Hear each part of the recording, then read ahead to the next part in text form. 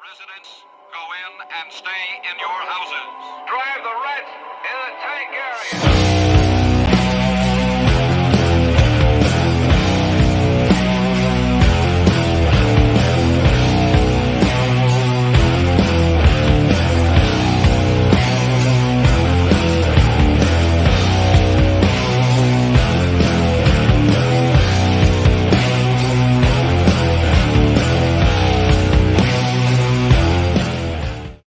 What the fuck is up on a Friday fucking night?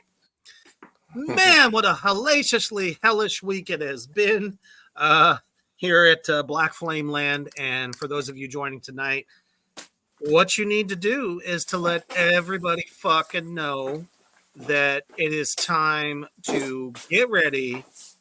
Have your trash cans next to you from your laughter to the point where you throw up. As us two crazy assholes are going to take you into the world of multi subgenres of doom metal and the artists, very key artists that kind of kicked off all these different things that make up doom metal as a whole. So, real quick update. So, last night was supposed to be the interview with Raven Black. That has been rescheduled and it's coming up very soon. So stay tuned for that. And we got some new stuff coming up here on Black Flame Entertainment. So get ready. We got a new show that's coming really probably not too long from now, I would imagine. So stay peeled for that. And we're going to take a quick commercial break to our wonderful brothers at Villain Arts Tattoos. Check it out.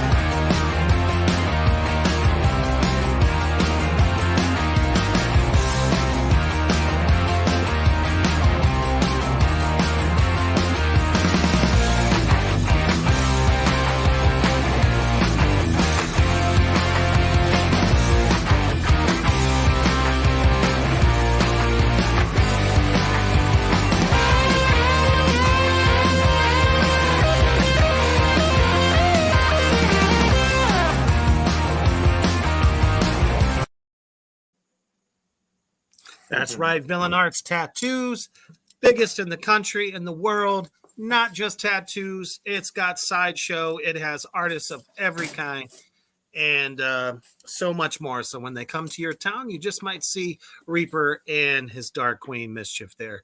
So keep peeled to our Facebook pages for updates on that. What's up, Kyler? Glad you could join us tonight. Hey, Kyler. Pleasure. Share it out.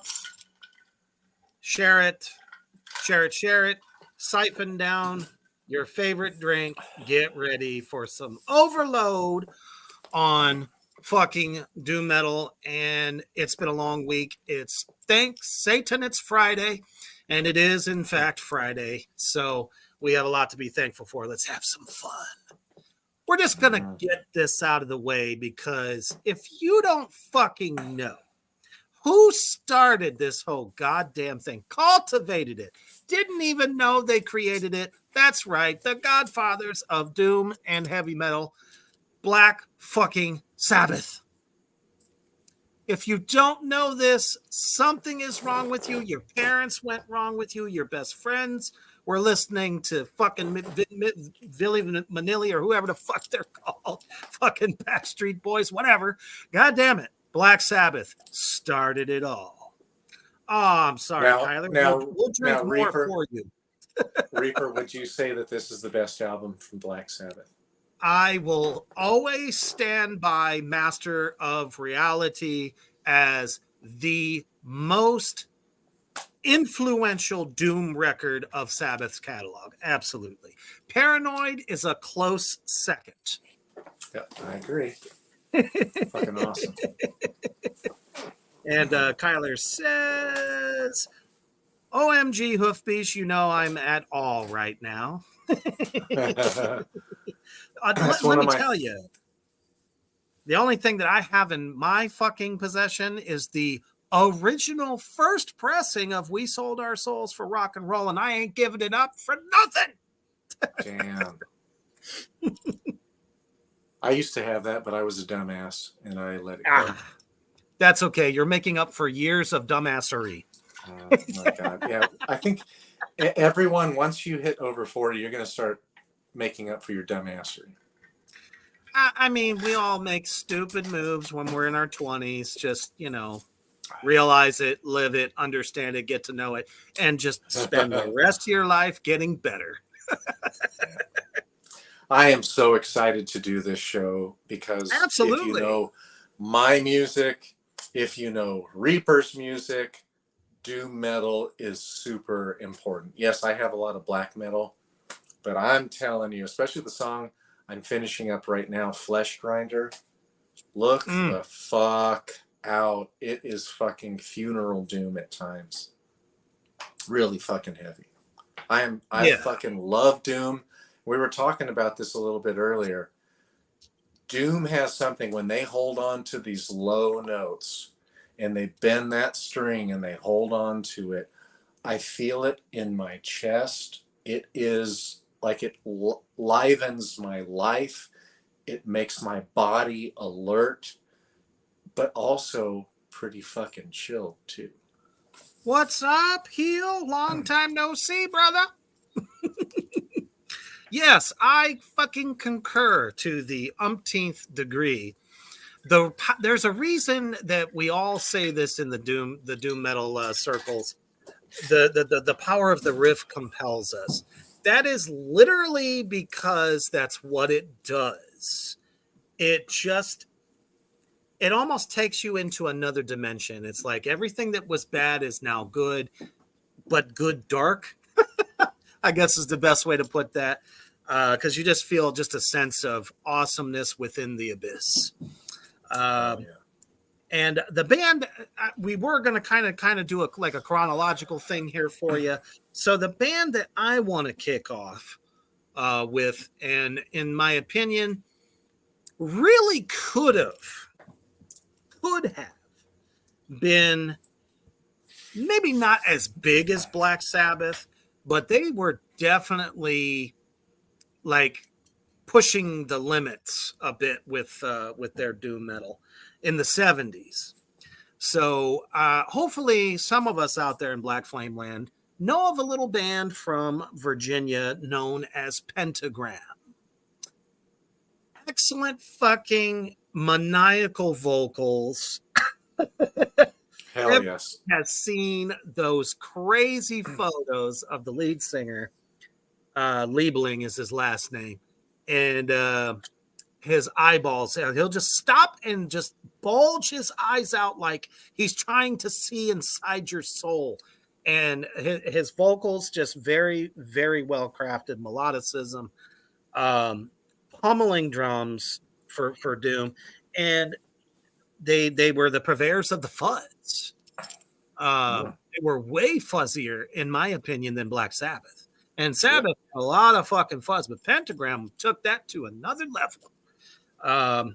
So even through the 80s, they started out in the underground in the 70s, but by the 80s, people knew who the fuck they were. And it was almost like a shift. You could see it that Sabbath kind of started going this way.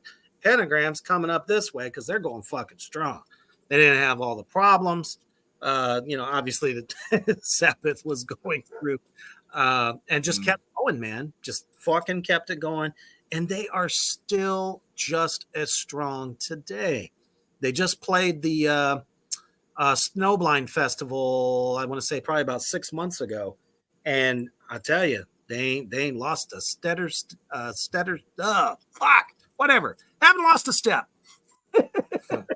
And I would add that the guy at the helm of Pentagram is really charismatic. He's great. What a great front man. He's like the Hulk Hogan of doom metal. Yeah. What a nice guy. Like, he's a guy you Very want much to hang so. out with and talk to. Still wearing bell bottoms. It looks like he never put a single bit of weight on. He's See, wearing pants that are 60 years old. I think a lot of times in black metal, they try to be like the opposite of uptight and all that, but they really end up being uptight because a lot of black metal fans and black metal musicians are so focused on what they have, and then they're, policing everybody else and all that. Doom, I just don't feel that. We're so fucking laid back. We're probably the kings of the devil's lettuce as well, by fucking far. And we just get along for the most part. Absolutely. And Doom has influenced every genre across the board. There is a breakdown somewhere, where, chords are being held out a little bit longer. It's a little more spacey, slower drums. I'm not talking about your traditional breakdowns. I'm talking about the slow, very little chugga, and it's just very airy. That's just the best way I could say it. So, and this band has definitely influenced a lot of them, especially bands like, The Obsessed and Saint Vitus, all the way to fucking Uncle Acid and the Deadbeats. So that is my first pick. Yeah, what a great one. The next one that I would bring up, and to me, the vocalist is a little weak. His voice sounds a little bit strained, but there's one fucking album. If I could have it instrumental, I would fucking love it. And they're probably the most clear with holding on to those low E string, down-tuned notes and holding them long, but also fucking punching with those. It's not just so fuzzy. I'm talking about fucking Trouble. And the album, and I don't have this one. This is one I didn't replace when I changed from cassettes to CDs in the 90s. But Psalm 9.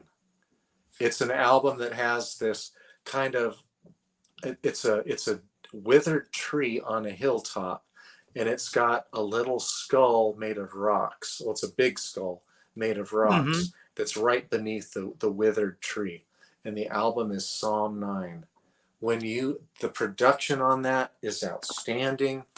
The only thing that I think that didn't propel them is the vocals. The vocals aren't terrible, but they sound a bit weak and a bit strained, like the dude's trying to get him out a little bit too hard. Like he's no Ronnie James Dio, he's no Ozzy Osbourne, who both were just really clear and cut through with their vocals. A little too much grit. Yeah. I think it's probably the best way to say that. But oh my gosh, if you like somebody on the low E string, just hanging on to that and holding it and having it pierce your chest and thrash your chest about, pummel it, Trouble is for you. Check out Trouble, and the album that I would recommend is Psalm 9. Fantastic. Heel, most definitely. We will probably do a top 20 bands of all time. Because we cover every genre of metal. We don't just stick to one. So just so happens that tonight this is what we picked. So God, that I will would be definitely so hard. keep you. What's that? That would be so hard to do the top 20. It would be very difficult, but fun at the same time. Yeah. I think we'd have to go with the bands that were the most influential upon other bands. Groundbreakers, like yeah.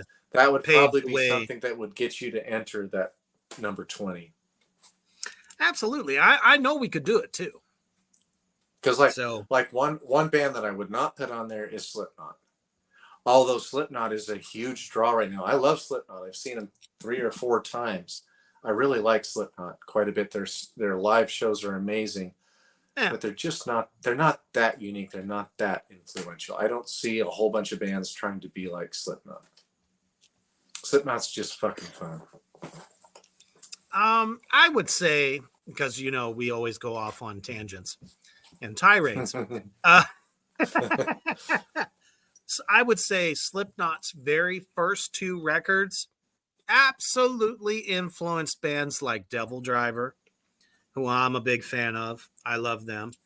I think they've influenced a little bit of later Behemoth, especially since they toured together. I think, you know, Nurgle learned some of their style and kind of integrated that in albums like The Satanist. I would say you could hear like a little bit of that influence, with a little bit more sing-songy vocals, or just, you know, more melodic screams, if you will. I don't even know if that's a concept. That's just what I'm calling it. But, you know, yeah, absolutely. Devil Driver absolutely does rule. I'm a bigger fan of their first two records, though. So some of the later stuff just sounds a little recycled. But, man, those first couple records, though, they are bangers. So I would say Slipknot for the first two. Those records definitely were different than anything like heavy music was doing at that time, especially mainstream, because they popped up. You know, you buy on to Sharon's fucking Ozfest, suddenly everyone's going to love you, and that's exactly what those bands did. Don't let them fool you. They weren't picked, they were bought. All right, keeping with tradition. Now, here's a band that I bet most of you would have never have thought fits this category. This band is still as relevant as they were in 1984. They haven't really put anything out too new yet, but I do feel that they will be releasing some stuff in the future. I'm talking about Celtic fucking Frost. They are one of those wedge bands. There are doom elements to what they do, but they had a little bit more aggression than your traditional doom bands. And I chose them because I kind of feel like they bridge that gap going into the realm of what is known as blackened doom, which we will talk more about as we get into like the 2000s. But there are some bands in the 80s that had a lot to do with that subgenre to actually really become something. And then, of course, you know, when you add more extreme elements to it, you get a nice dichotomy between slow and fast. Sometimes even, you know, slow and mid-tempo. There's a lot that I really have always liked about them. They were so different. And most importantly, fucking experimental. That's why it was kind of hard to classify them. But, you know, you look under any list of doom metal bands from around the world, Celtic Frost is on that list. I would definitely go with, trying to think of the name. To Megatherion or Into the Pandemonium. That's the one. That would be the main record I would say check out of theirs. It's got doom elements there throughout, big chords. Production was not always great, but on this particular album was very well done. I would say the most doomy album from Celtic Frost, though, is The Monotheist. And I think it came out in 2003 or 2004. It was their last album. And by the way, I don't know if you're lucky enough to catch Triptykon. Triptykon is Tom G. Warrior, the head of Celtic Frost, his band since like 2008 or 9, after Celtic Frost broke up. They are doing a tour to where there's one big show where one night they're playing Triptykon and the next night they're playing Triptykon is playing Celtic Frost songs. Monotheist, though, Monotheist has a really dark looking vampire on the front of the album cover. I have it right across the room over there. I would grab it. That album is fucking amazing. It is a groundbreaking, artistic, slow, super doomy album, but also super dark goth. It's really gothy, but really dark too. But to me, that's their most doomy album. My favorite album is either The Monotheist or To Megatheron, but that one's really good as well. And Tom G. Warrior has one of those voices that it's aggressive, it's a bit gravelly, but it doesn't sound forced or straining. Mm-hmm. Like he doesn't lose breath. Everything gets out in a very awesome kind of way. As a matter of fact, my first two Black Tar records, they always kind of like, you know, they go sounds like this band or that band. Our vocalist always got kind of compared to him. So, you know, that kind of, it's gravelly, but it's very clean and very well delivered. And that's one of the things I think is super important when you have a heavier doom band and you're at the helm, because you don't necessarily want to go Candlemass, you know, strong operatic vocals. I think it fits everything that they've done. And it doesn't surprise me that new album of theirs is a bit gothy too, because like I said, they're kind of like chameleons. They just constantly adapt to everything that's not necessarily, I don't want to say popular, but it definitely, they stay with the times. Yeah, no, Tom G. Warrior was really innovative with the Monotheist. And so all of the Triptykon album, well, there's an EP and 2 full-length albums by Triptykon, and they sound a lot like the Monotheist. But oh god, that album is really fucking heavy, really doomy. It's very different than the other albums too, so I would check that out. And they also had Hellhammer right before Celtic Frost. That was the band. That's a little bit more kind of black and roll, like early, kind of more like Venom and Bathory and those earlier bands, like that heavy metal, but really good, really dark, pretty kind of satanic imagery as well. Really cutting edge back then. Hell yeah. Fuck yeah. Fantasy and occult is always laden in most doom. You don't really see it with a lot of stoner doom. They're a little bit more like shamanistic, almost hippie kind of like. But there is some stoner bands that do use a little bit of the occult imagery, but it doesn't rule them. You know what I mean? So you're going to see Lamb of God and Pantera tour next month. You are so lucky. I want to go to Atlanta, but I don't know if I'll have the money to go see that show. Plus, if I go, it's very likely when I have to have my store open, I'm a one-man show for the store. So I run into these problems as well. One more thing on Celtic Frost, especially the Monotheist album. If you read the lyrics, it really sounds like he's been reading Anton LaVey's work big time. If you read the lyrics, it's really good. Sure. It's such a dark album too. It's so good. It's an album that really flew under the radar, and a lot of people don't give it the props like Into the Pandemonium and To Megatheron get. Absolutely. Well, I think the next one, you've already kind of mentioned him, is St. Vitus. I think they're out of Louisiana. Are they out of Louisiana? I think they are. I believe so. That's another band that when I went from the transition from cassettes to CDs, I didn't rebuy those because I was always buying newer stuff. But St. Vitus is a really good, they're still touring now. You can catch them. They've put out a couple of albums recently. Really fucking fuzzy, really doomy, good vocals. Like if you want to partake of the Devil's Lettuce, I can't think of a better band for that. But any doom metal band is amazing with Devil's Lettuce, especially like Paul Bear, Yob, St. Vitus, Electric Wizard, and fucking really good for it. Because you just kind of drone out with it and you just kind of hang your head. Fucking fun. That's what it's all about. Now imagine that while watching like a lot of black and white occult films. Yeah. or even some of the, like Faust or any of those silent films that, a lot of, I'm not picking on doom bands, but they all use the same shit.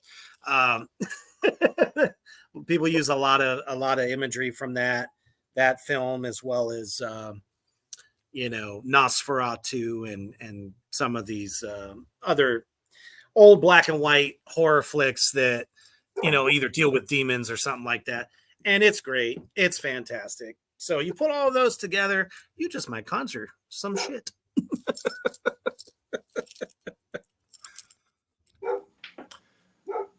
All right, Reaper. What's the next one you want to talk about? I think we're pretty much chronologically kind of moving through the 80s now, early 80s. See, the problem, the big problem here is that there's just so many great bands. It's hard to narrow it down. But, we can't talk about the 80s as a whole without we've touched upon them, briefly. Candlemass. Yep, that was my next one. I figured we would mirror each other here a little bit. We've already go on these guys too, so you guys can go back, look through Reaper's Underground Tracks of the Damned, and you'll find we discussed Candlemass thoroughly. Yes, we do. And there's with good reason. They really captured the true dark essence of doom music and less focus on the fuzz. Mm-hmm. It's more traditional metal guitar, both in sound, but still have those big slow intros and that pretty much go all the way through, into the verse, and then choruses tend to get a bit heavy. There's not a single album of theirs that I wouldn't suggest, but honestly, I would say everything that they've put out in the 80s is essential. Every album built upon each other, especially the first three. Yes. Epic. I call it the Dark Trinity. So good. Like, that is an absolutely essential band. Now, you might have a hard time with Messiah's vocals. They had the vocalist that they have today and for the last two albums and an EP is the original vocalist that came from Epicus Doomicus. After that first album in the middle 80s, they had Messiah. Messiah's a big dude with big O afro, and he always wore like a priest's robe, and he just fucking stomped around the stage. But man, that dude can sing. It's more operatic. But to me, that's the best Candlemass was at that time. And I love Rob Lowe, but that was the best Candlemass to me. I will always agree with that. People always kind of like would make fun of it. And I'm just like, dude, no, it was perfect. It was, we think of Ronnie James Dio. This guy kind of took it a little bit more over the top. So if you were into Iron Maiden at that time, Black Sabbath at that time, Dio at that time, this was a great crossover band. And like you said, everything completely dark, dismal, very fantasy, with a lot of occult laden inspiration as well. Especially a lot of Crowley went into to a lot of the songs that they put out at that time. But also essential. Still somewhat of a Christian element though, because they always upright crosses. More power to them. That's fine. You're not hurting anything. I prefer the upside down type though.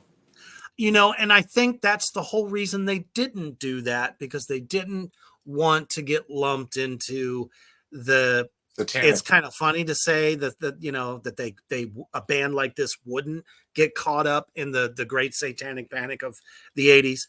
And they probably have somewhat, because there's a lot of death, lot of fucking death in their lyrics.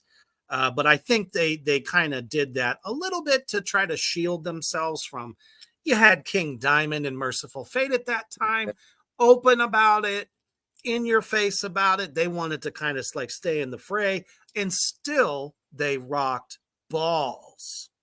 But also their videos were very occult like. Oh, extremely. It's like they always tread that fine line. Yeah. Oh yeah, the black light. Yep, absolutely. Lots of skulls.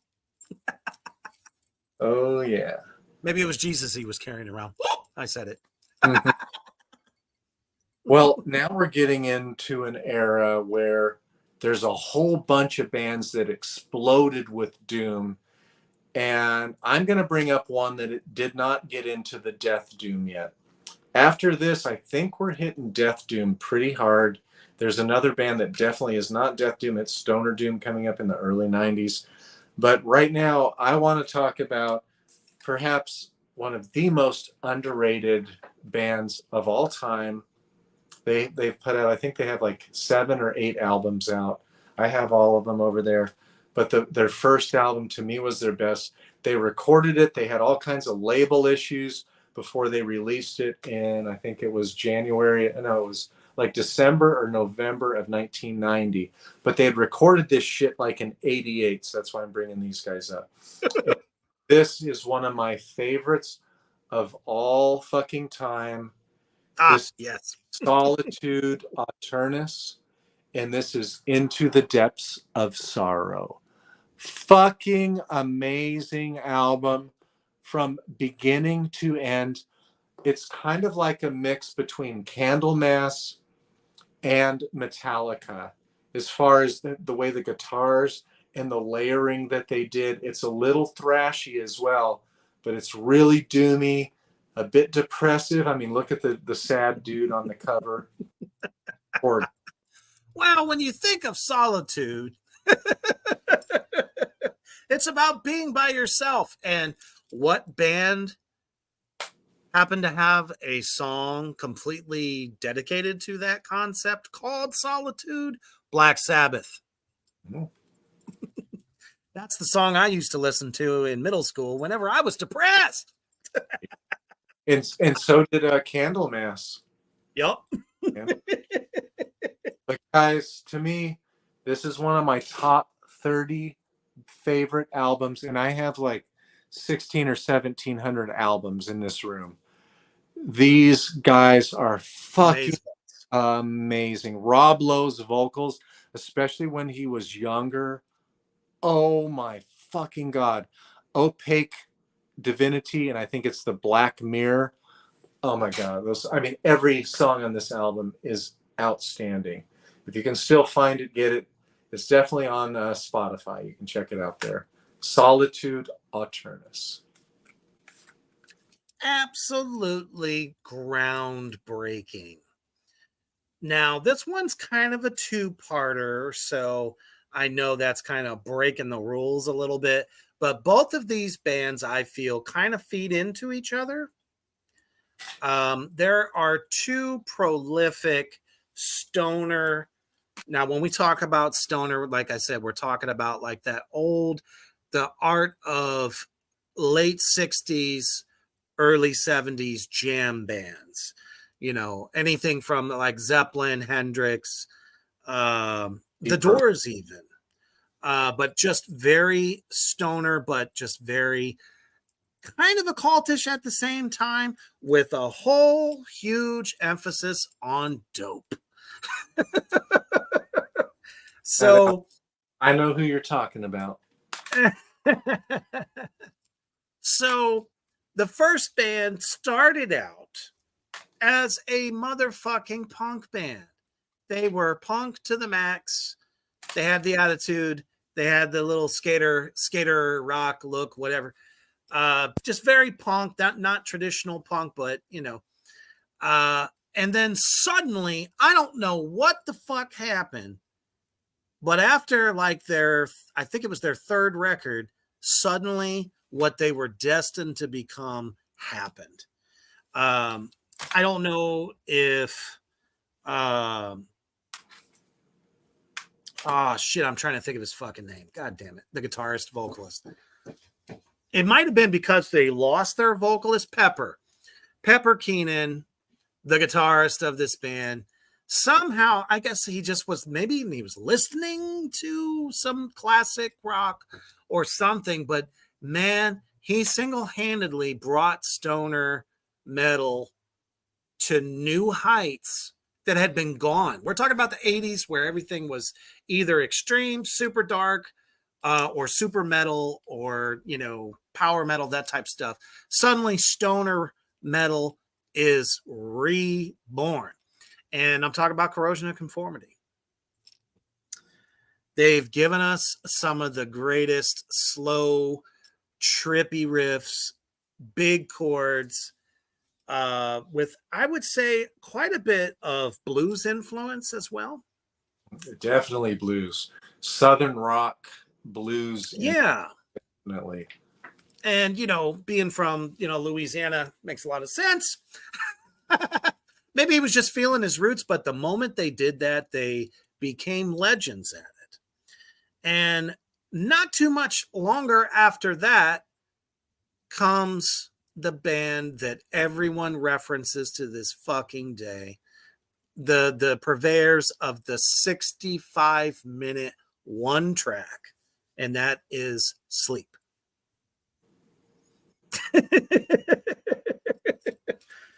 Man, I've never known a band that had one great album, takes a 20-year hiatus, comes back, and it's like they're at the same height of their popularity.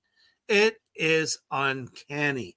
Very fuzzalicious. I mean, the big record is Dope Smoker. That's really the essential album for them. It's one that every motherfucker on the planet who's into Doom music knows that record, Dope Smoker. So get all the weed you could possibly muster, set a fire somewhere, trance the fuck out while listening to Sleep. I think this album came out in like 92. This album is fucking amazing. And they came out on a grindcore deathcore metal album label. So that's I bought this. I accidentally found Sleep. They were on Earache Records along with Napalm Death, Morbid Angel, Cathedral, like so many. And when I got this, I was like, what the fuck is this? Because I kind of clean, kind of droning lyrics or vocals. But man, I fucking loved it. To me, Sleep are the kings of stoner doom. This is fucking... They are, by far. These are the fucking kings of it. To me, this is my favorite album. Dope Smoker's amazing. And the other one I have across the room, too, with the astronaut on it. He's probably got a bong inside his outfit. And the desert with the camel. That's the one after that, I think it came out 2016 or 17. Okay. They're all really good. But this is the one that I got into. The fucking riffs are amazeballs. This album is so fucking good. So groovy and slow and dirty and fuzzy. Really, really catchy. This fucking album is amazing. Sleep. All right. Well, I'm going to shift gears. So the debate, and I was hoping that Ghoul from Immortal Rotting was going to get on here, but I guess he hasn't shown up because he argue with me, and we were going to have an argument about Incantation. So he thinks Incantation started Death Doom, and I would say nope. First of all, kind of explain Death Doom. So for those out in Black Flame Land that don't quite know what that subgenre is. So Death Doom is going to be more like death metal vocals. So you're going to have the low end, garbled, growling vocals, but it's fucking slow. So bands that I would argue, and I don't know which one was the first to do it because they all had shit come out from different parts of the United States or world, because one is an England-based band. So I'm going to talk about actually two of them are from England. One is from the States. So the first one I'm going to talk about is Paradise Lost.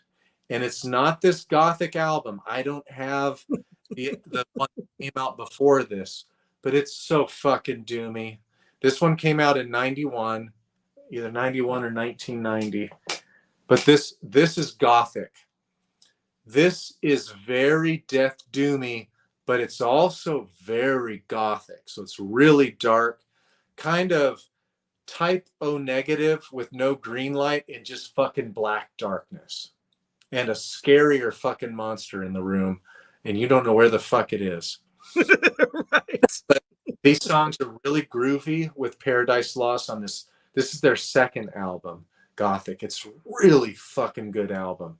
But the one that came out before this, I forgot the name of it, it's also really, really good. You can find it on Spotify. I listened to it this week on Spotify.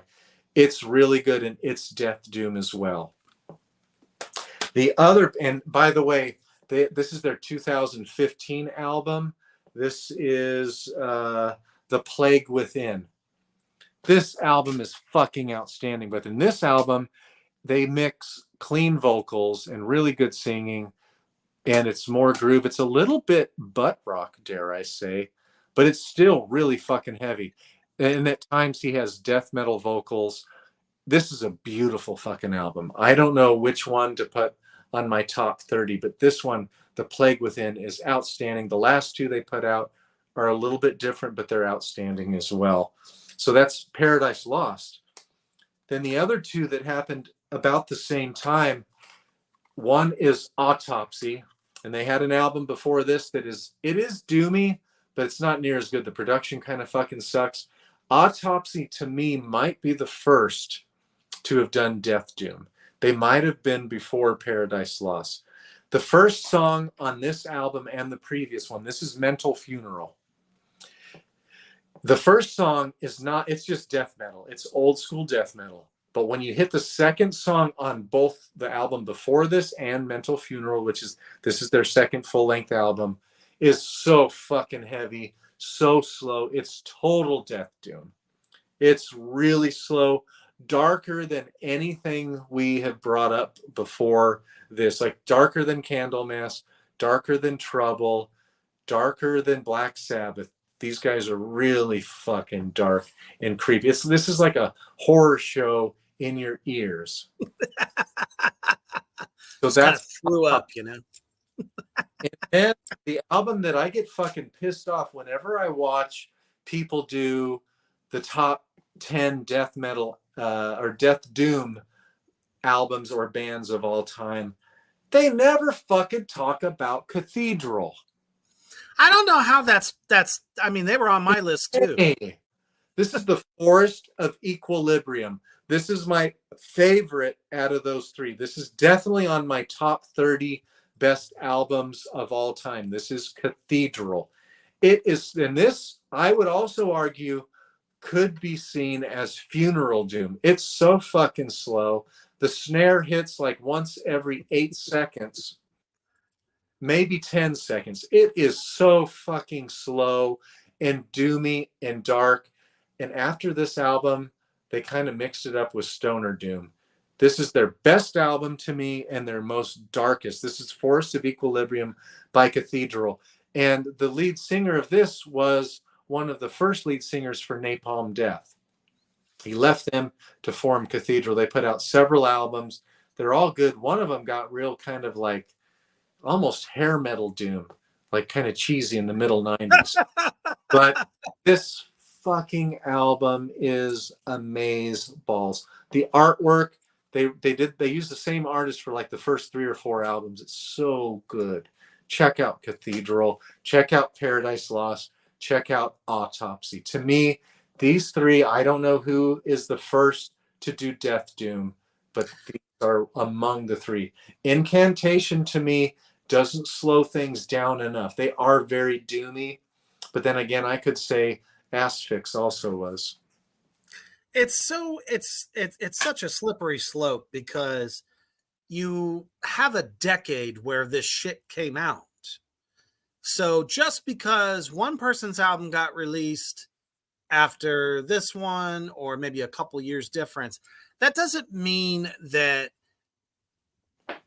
someone was the first to do it, I guess you could say. I don't think you could really say that, because some of these bands have been together years before their record contract. So if you were at such and such local bar and saw these guys playing 2 or 3 years before their record came out, it's hard to say who legitimately, single-handedly created the genre.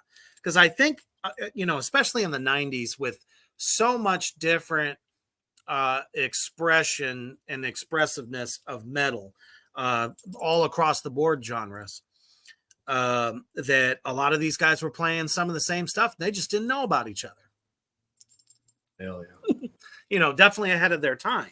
Much like this band, arguably could say that they may have created Black and Doom. Black and Doom is when you have extreme metal laden with the doom aspects of the big heavy riffs, very slow movements, within each song, but at the same token could have melodicism and then that extreme, almost thrashy kind of sound. A lot of double kick and stuff like that. I'm talking about the band Catatonia. Oh, hell yes. They're on my list. Even in their description, while I was looking them up, it says, they're somewhere between Death Doom and Black and Doom. So it's like, it's hard to say, because they're another one of those bands that were ahead of their time a little bit. The debut album, Dance of December Souls, I think for anyone that loves a more blackened sense of doom, a little bit of like black metal influence vocal style, but also has the melodicism parts in there kind of intertwined. This is definitely the record for you if you haven't heard it. And like I said, I believe, and a lot of, some of these writers, but you never know. Some of these writers are like JD, they fucking suck. But in this case, definitely believes that they paved the way for the future of Black and Doom, which is a bit more prevalent in the 2000s. Catatonia is definitely one that people have got to check out. The album that I think people talk about a little bit more is Brave Murder Day by Catatonia. Another early one. It's got like a dead dove on the front cover. Yes. Would you say that you hear a lot of gothic and a little bit of progressive influence even in those first two albums? I would say yes, because of the eeriness, and that's where that melodicism kind of comes in with them. Because melodicism, whether you know it or not, folks out there in Black Flame Land, is essential to gothic metal. That's why Type O was Type O. They were doom, but they were gothic at the same time. They had a lot of the, obviously, super fucking slow, but at the same token, some more up tempo, lots of melodicism, not real detuned kind of guitar kind of work. So I would say yes, most definitely, it's in there. Yeah, that has a gothic influence. Really good albums. And if you get into Catatonia and you listen to anything from about 2000 on, they got really proggy, and they went to clean vocals, so you're not going to hear the death vocals anymore. So that's why everyone says early Catatonia. but I love their newer work, especially Night is the New Day. I think that was 2009. I saw them on that tour. Fucking outstanding album. I fucking love that album. Great fucking band. The Great Cold Distance, I think, was 2007. That album is great. But those are not doom.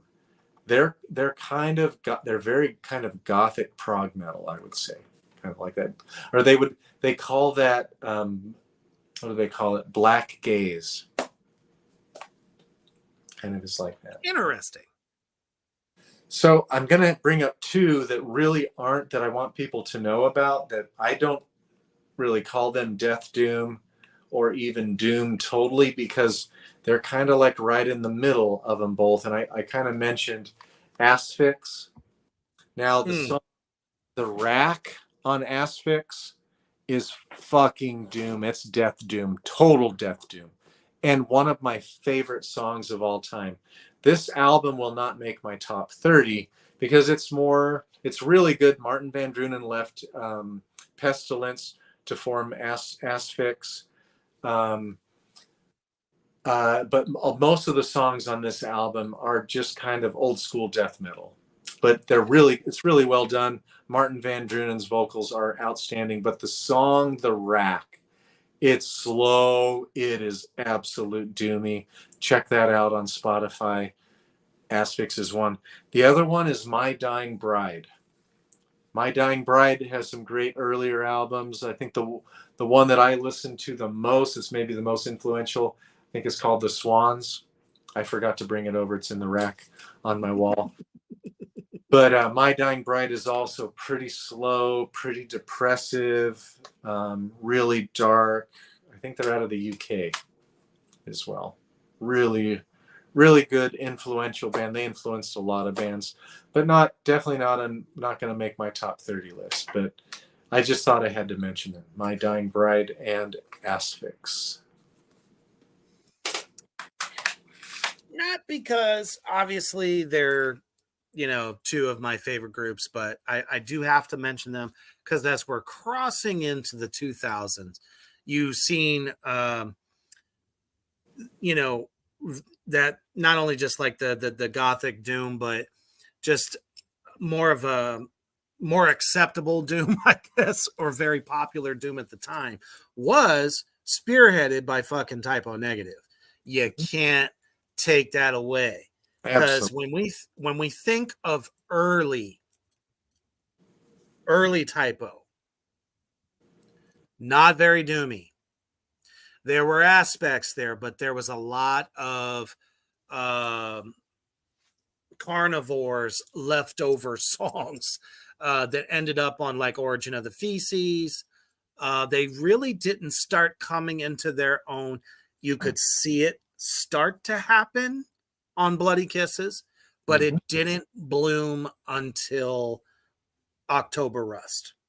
At that point, they had arrived, and it followed right into the next album that comes after that, which I think is called Everything Dies, or it's a green album with the bridge, all that stuff. It's got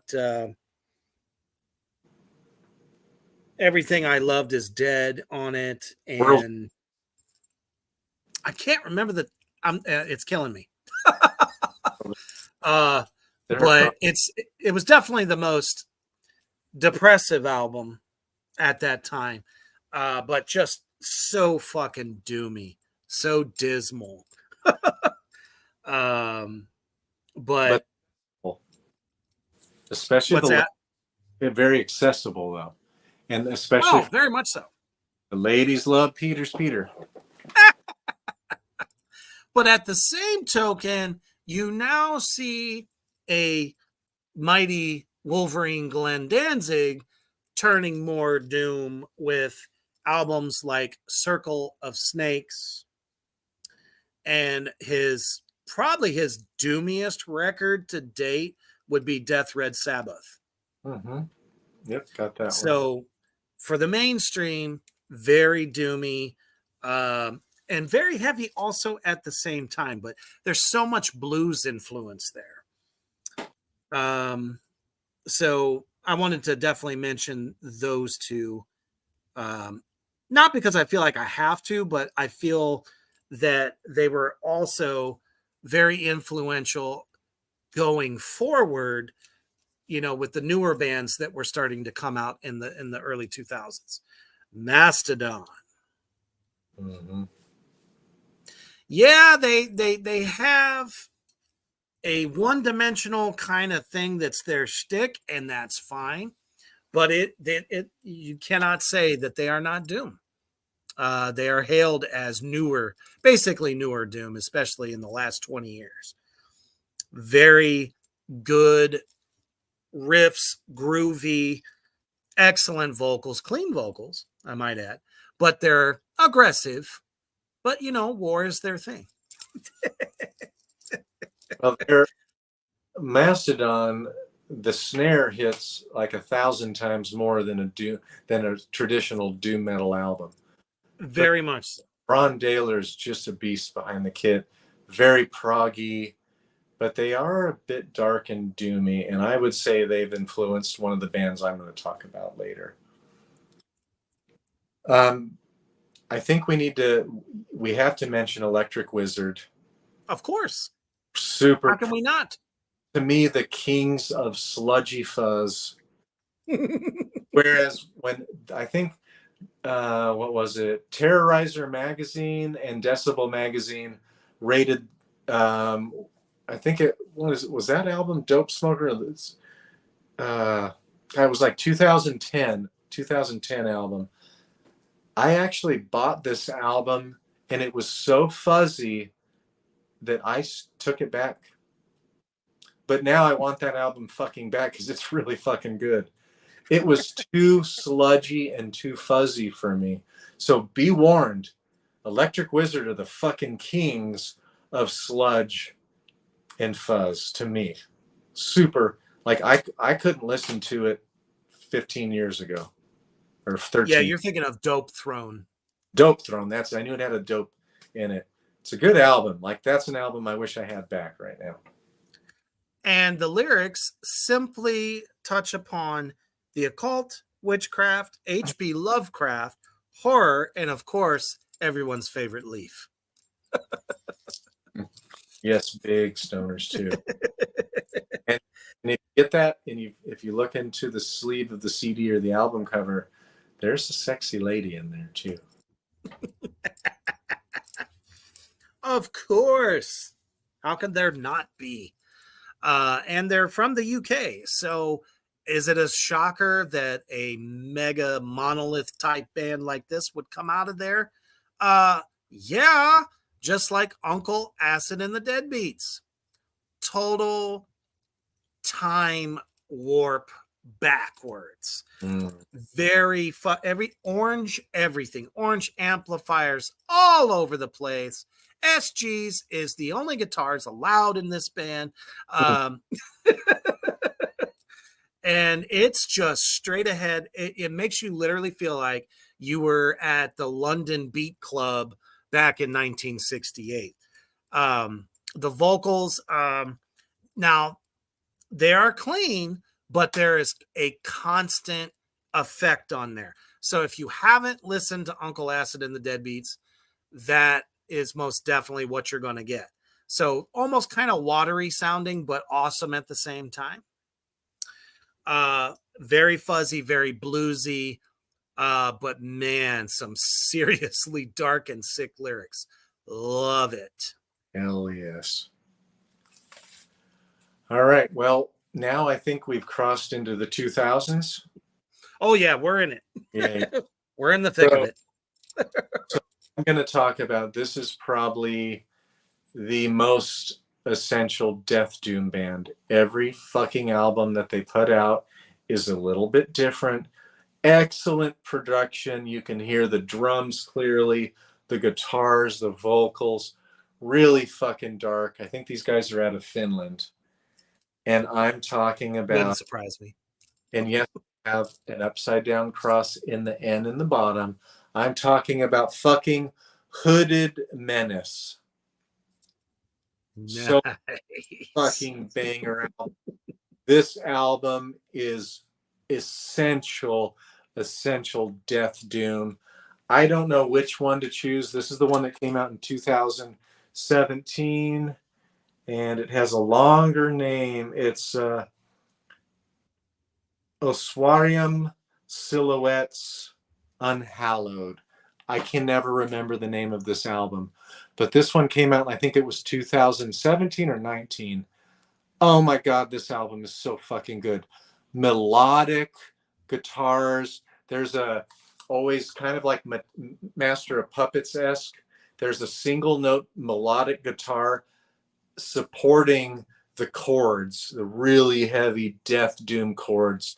This is like a fucking cave troll has grabbed you and taken you back into a fucking dark, lightless cave and is just scaring the shit out of you and fucking with you the whole time before they as well as it should. Hooded fucking menace. Probably today considered as the kings of Death Doom at this moment. I have never seen them. Good God, I hope they come back over here. That would be amazing. And that brings me to what I have considered. And there's not a doom metal band that's underground that doesn't know this band, try to pattern themselves after, sound-wise, look-wise, the whole ball of wax. I am talking about basically these guys are the Black Sabbath of today. I know that's really kind of hard to say, but if anyone really captures the stoner doom, psychedelic side of doom in a very heavy kind of way, it's Monolord all the way from Sweden. Sweden literally puts out machines of almost every genre, but Monolord by far has cemented themselves into legacy.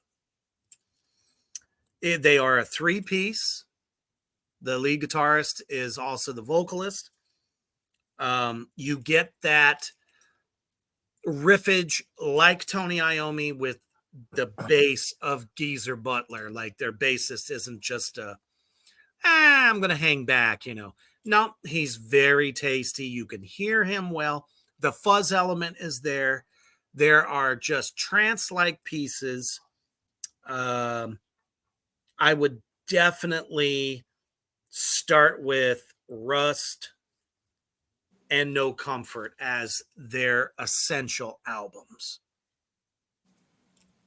Right on. And if you haven't checked them out yet, I highly recommend it. I You'll would see what all the hubbub is. That's a band that a lot of people have never heard of. Right. Which And is now- crazy. And they're at the top of the game. And now,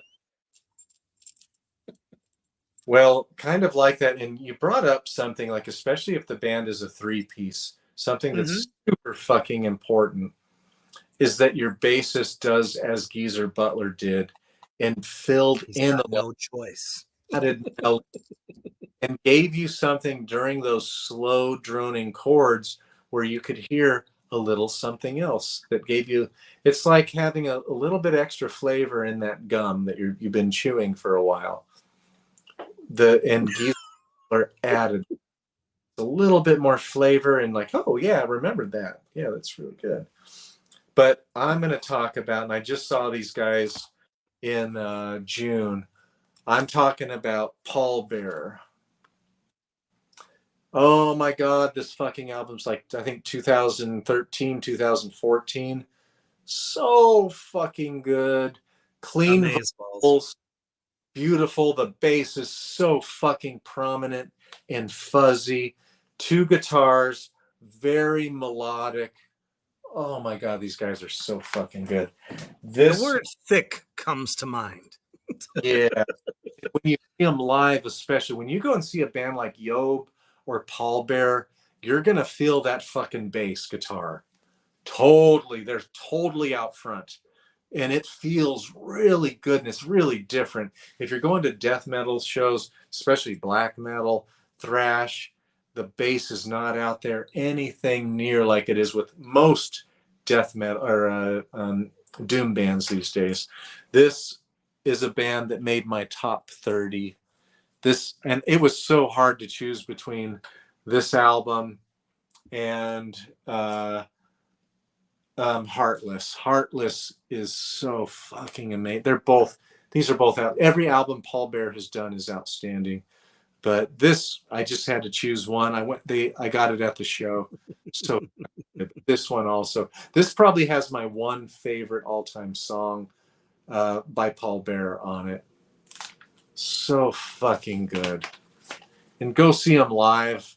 You will feel that bass, I guarantee you.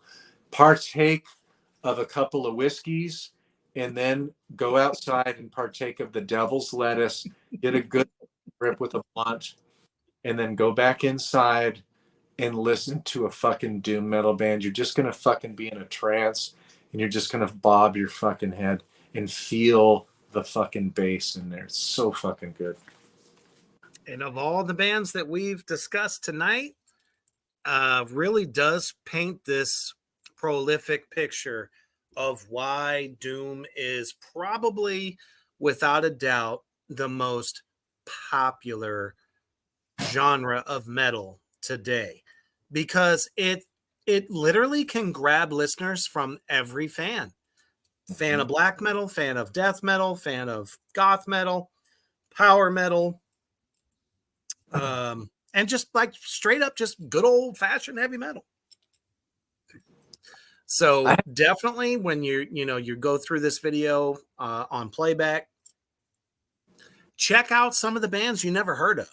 You just might find your new jam, that fucking song or that fucking album that just you have to listen to it every day or you don't feel right.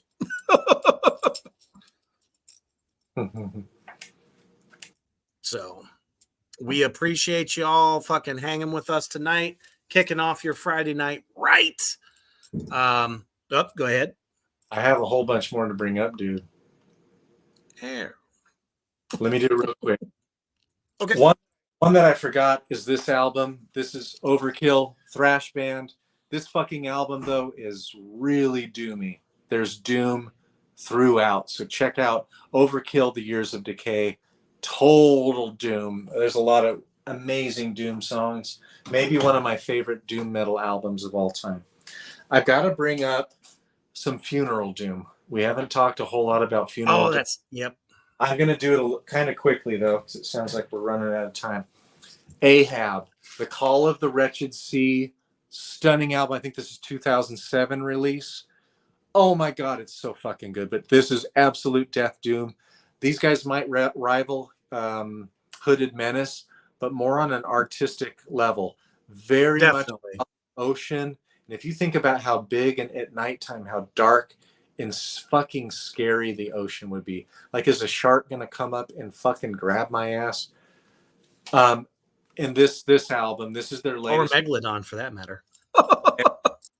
This album came out. This is the Coral Tombs. It came out in January of this year. Very different than this album. This one has clean vocals, super artistic. If you just want to space out and do work, partake of the Devil's Lettuce, along with some Jack Daniels or Jim Beam, whatever you partake of, bourbon whiskey. Oh my God, great albums to get into.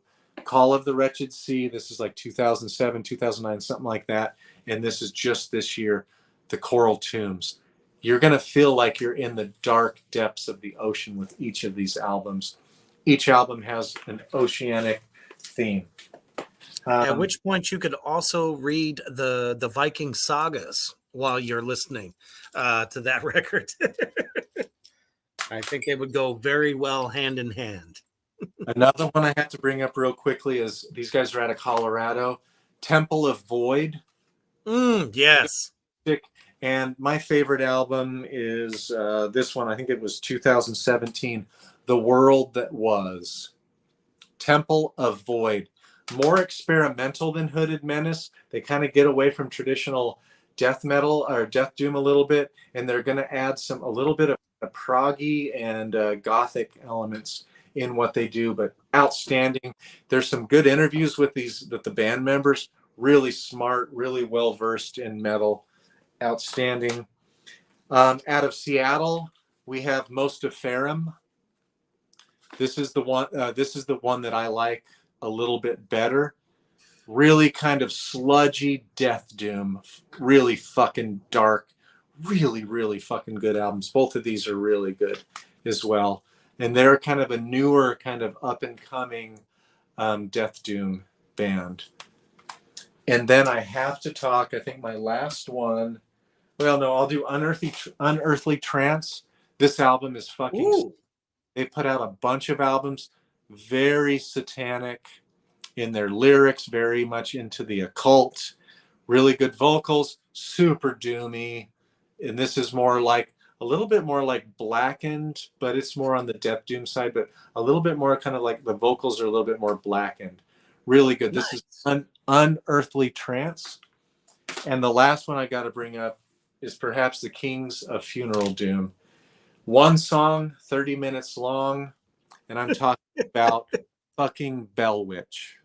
Holy crap, yes. Beautiful, beautiful fucking painting.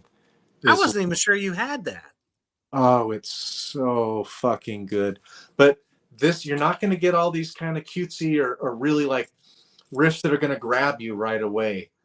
This, Nah, it kind of like warms into it.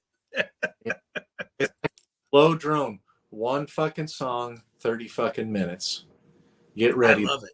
This is Bell Witch. Really, really good. Again, bourbon, your favorite bourbon, and devil's lettuce. It goes great with this stuff because when you're spaced out and you're listening to this stuff, oh man, I'll just sit in front of my stereo and just fucking bong out. So fucking good. It literally, this type of doom really transports you into a higher consciousness. Just like another time, another place, sometime back in history. I don't know.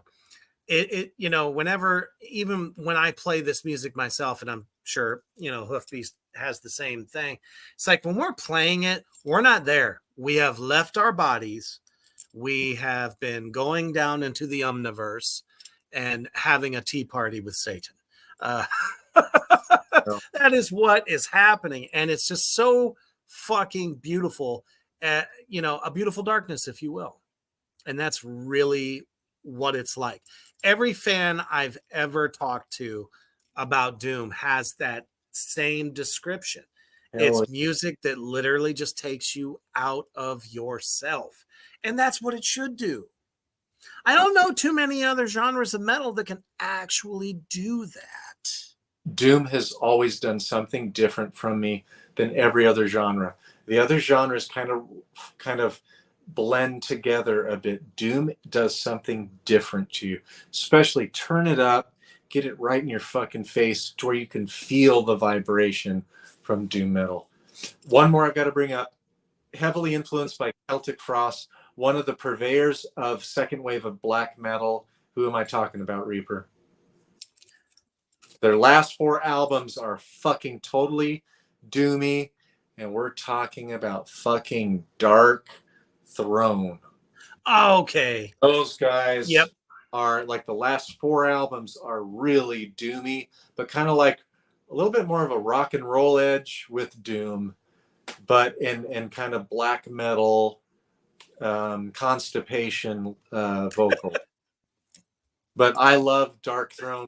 Like, I don't give a shit that they were punk crust for a while. They were like early black metal, then they did more of the melodic black metal, and then they went on to punk crust, and then eventually have come back, or have gone to like kind of like a, it's like a black metal, black and doom, but black and roll kind of doom. Really good. When check out Dark Throne's last 4 albums are really good.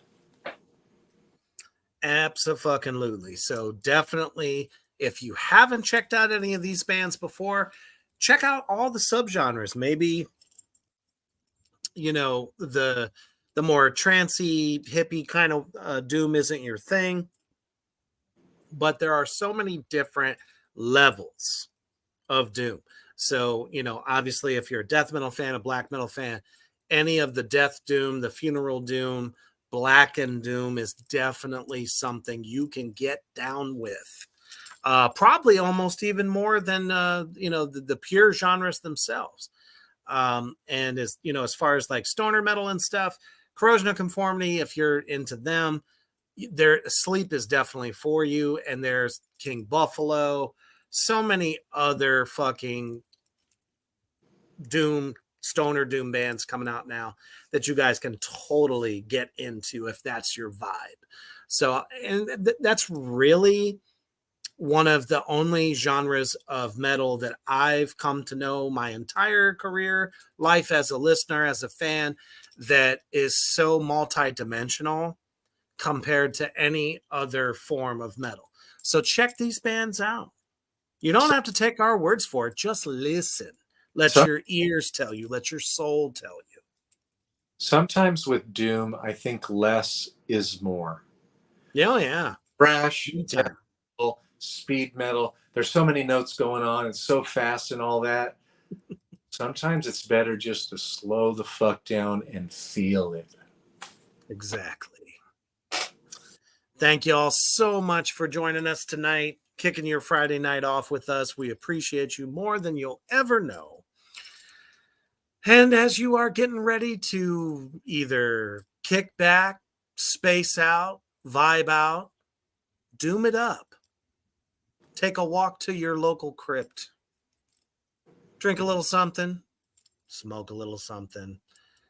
But always, most importantly, you've got to always remain and stay heavy. All residents, go in and stay in your houses. Drive the rats in the tank area.